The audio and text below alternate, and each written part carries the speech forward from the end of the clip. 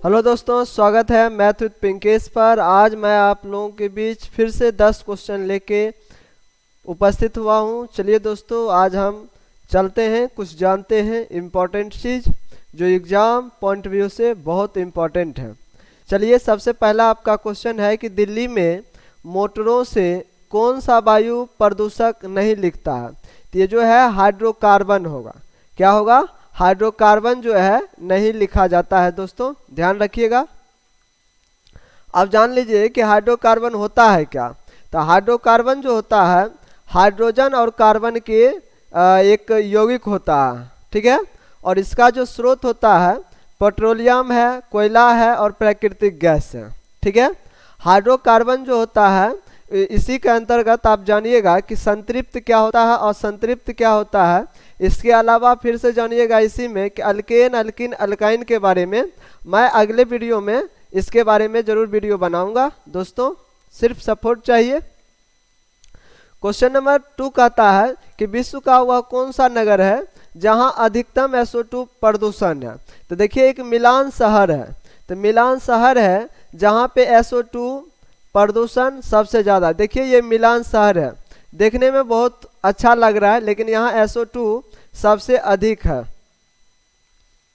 अब देखिए, दिल्ली जो है भारत की राजधानी है, ठीक है। और दिल्ली जो है एक सबसे बड़े शहरों में से एक है, मतलब शहरों में से एक है।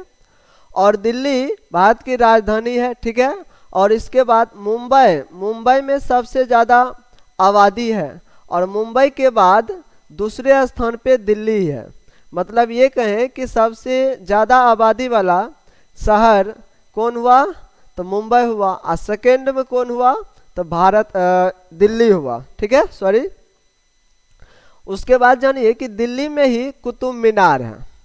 ये जो है दुनिया का सबसे बड़ा, सबसे ऊंचा टावर है और दिल्ली का दूसरा सबसे बड़ा स्मारक है।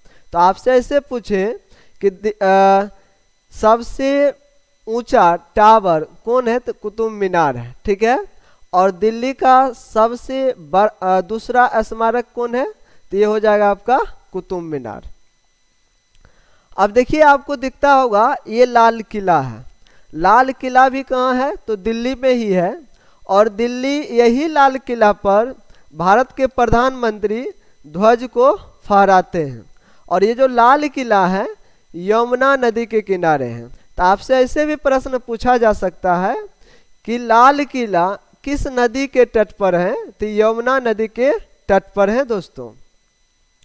इसके अलावा इसको यूनेस्को ने विश्व धरोहर स्थल बना दिया। कब बनाया? तो 2007 में बनाया। ये भी आपसे पूछा जा सकता है।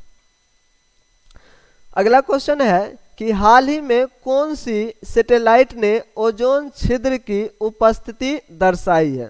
तो देखिए, निम्बस 7 जो है यही सैटेलाइट ने ओजोन छिद्र की उपस्थिति दर्शाई है।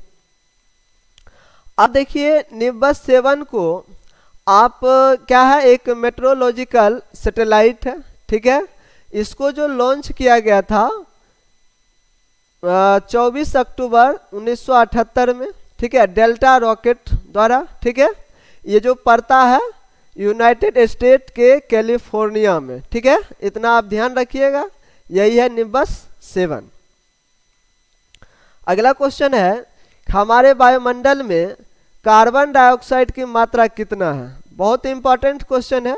तो ये जो है 0.03% है। अब हम जानते हैं कि वायुमंडल में कितना कितना परसेंट कौन कौन सी गैस है। तो ऐसे प्रश्न है कि देखिए, सबसे ज़्यादा नाइट्रोजन है।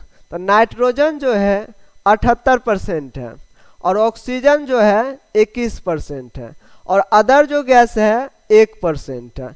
यही अदर गैस में आपको कार्बन देखने को मिलता है। यदि हम नाइट्रोजन और ऑक्सीजन को मिला दें तो ये दोनों मिलकर 99% हो जाएगा दोस्तों। अब हम जानते हैं नाइट्रोजन के बारे में। तो नाइट्रोजन का जो परमाणु संख्या है 7 है और ये जो आवर्त सारणी 15वें समूह के प्रथम तत्व है। ध्यान में रहेगा इतना। चलिए आगे बढ़ते हैं। अगला क्वेश्चन है साधारणतया वायु में कौन सी प्रदूषित वायु पाई जाती है? तो ये जो है सीसा, ठीक है, सीसा आपको दिख रहा होगा। अब अगला क्वेश्चन है कि बीओडी टेस्ट किसके परीक्षण के लिए उपयोग किया जाता है? तो ये जल प्रदूषण के परीक्षण के लिए उपयोग किया जाता है। और यहाँ देखिए सबसे पहले ये जानिए कि बीओडी का फुल फॉर्म क्या हुआ। तो बीओडी का फुल फॉर्म है बायोकेमिकल ऑक्सीजन डिमांड। क्या है? बी से बायोकेमिकल, ओ से ऑक्सीजन और डी से डिमांड। अगला क्वेश्चन है सबसे अधिक हाइड्रोकार्बन प्रदूषक कौन है? तो ये देखिए हाइड्रोकार्बन में मीथेन है और मीथेन का जो सूत्र होता है CH4 होता है। क्या होता है? CH4 होता है। जो C जो है कार्बन को दर्शा रहा है, H जो है हाइड्रोजन है, ये आपको 4 है, मतलब हाइड्रोजन 4 है, ठीक है। ये कार्बन है। कार्बन को मतलब मीथेन को ही मार्स गैस भी कहा जाता है। दोस्तों आगे बढ़ते हैं।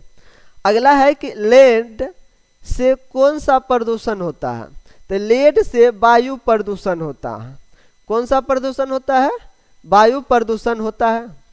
अब हम जानते हैं कि लेड जो है एक केमिकल एलिमेंट है, ठीक है। इसका जो सिंबल है Pb है। अब ये एक लैटिन शब्द है। लैटिन शब्द में प्लम बम कहा जाता है और इसका जो एटॉमिक मास है 82 है, 82 है। ये जो ग्रुप की बात करें तो ये ग्रुप में आता है 14 और इसका पीरियड की बात करें तो ये पीरियड 6 में है और ये ब्लॉक की बात करें तो ये P ब्लॉक में आता है और यही आपको दिख रहा होगा Pb प्लम बम। अगला क्वेश्चन है कि विश्व में सबसे अधिक प्रदूषित शहर कौन सा है? देखिए न्यूयॉर्क जो है सबसे ज़्यादा प्रदूषित शहर है। आप ये देखिए यही है न्यूयॉर्क। चलिए आगे बढ़ते हैं। अगला क्वेश्चन है कौन सा रोग है जो जल प्रदूषण से नहीं होता है? ये जो तपेदिक है ये जल प्रदूषण से नहीं होता है। बाकी आप मान लीजिए पेचिस लीजिए, पीलिया लीजिए, टाइफाइड लीजिए, ये सब जो आपको जल प्रदूषण से होता है। अब हम जानते हैं तपेदिक होता है क्या। देखिए तपेदिक को यक्षमा या टीबी के नाम से भी जाना जाता है। यह एक संक्रामक और संक्रमण है। संक्रमण मतलब फैलने वाला, एगो हुआ दूसरे को हो जाएगा, तीसरे पसरने वाला एक रोग है। इस जो आम तौर पे आपके फेफड़ों पर हमला करता है और आपके मस्तिष्क और रीढ़ सहित आपके शरीर अन्य भागों में भी फैल सकता है। और इस प्रकार का बैक्टीरिया है जिसे हम क्या कहते हैं माइकोबैक्टीरियम ट्यूबरकुलोसिस के रूप में जाना जाता है। किसके नाम से जाना जाता है? माइकोबैक्टीरियम ट्यूबरकुलोसिस के नाम से जाना जाता है। ये बहुत खतरनाक बीमारी है और हम इसका क्या लक्षण होता है इस लक्षण के बारे में भी जानते हैं।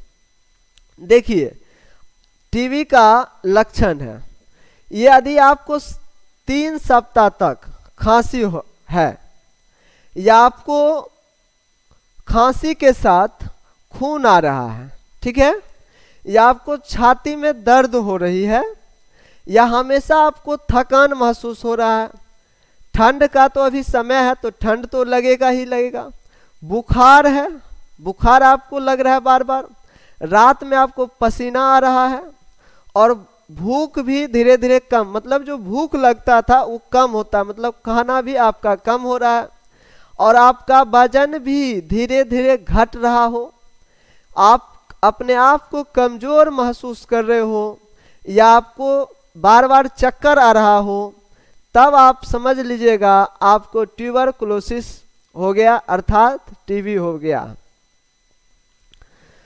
ये वीडियो आपको बहुत अच्छा लगा होगा। यदि आपको अच्छा लगा तो प्लीज़ लाइक सब्सक्राइब और कर लीजिए।